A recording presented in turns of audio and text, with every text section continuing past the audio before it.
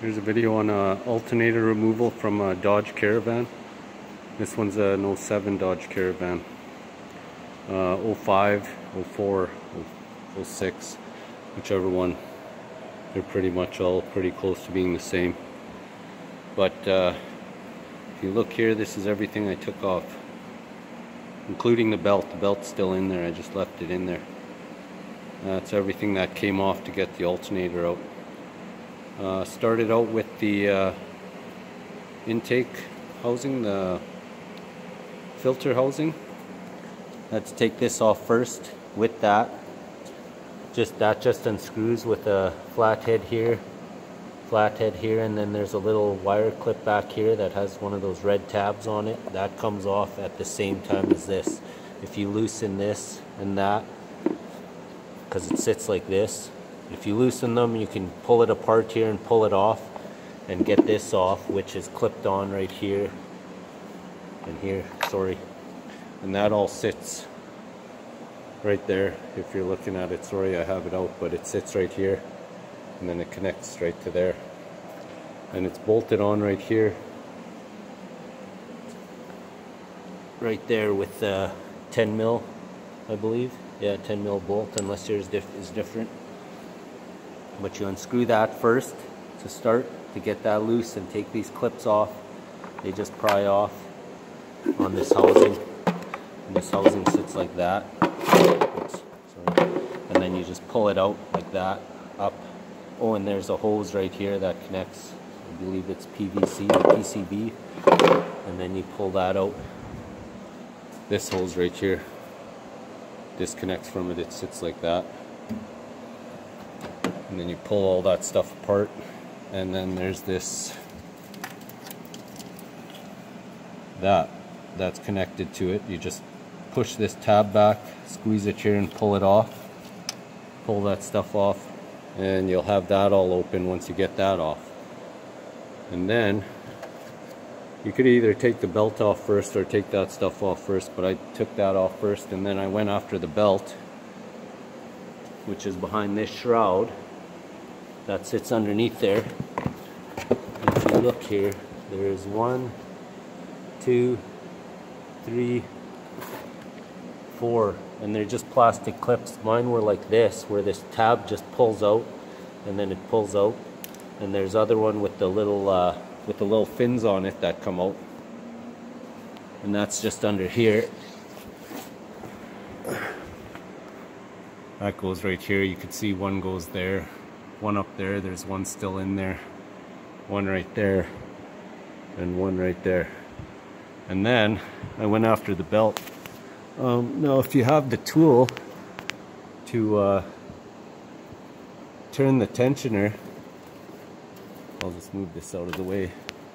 You see the tensioner right there, it's right there. If you have the tool that would stick in there and pry it down this way, you just pry it down, and you could pull the belt off either one of these pulleys here just to get it loose, and then just let it go, pull the belt all off, and you have access, and your alternator's right there.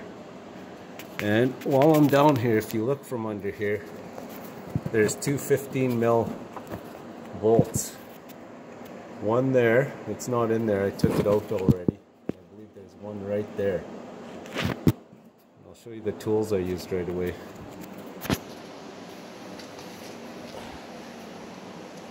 These are all the tools I used. I just used a pry bar, 15 mil box end, 15 mil ratchet, 10 mil extension socket,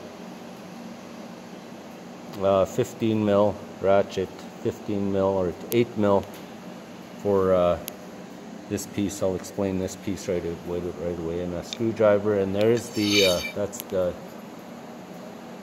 pulley, the tensioner pulley tool I was talking about. Mine's too small, so I just used a pry bar and pried it in there.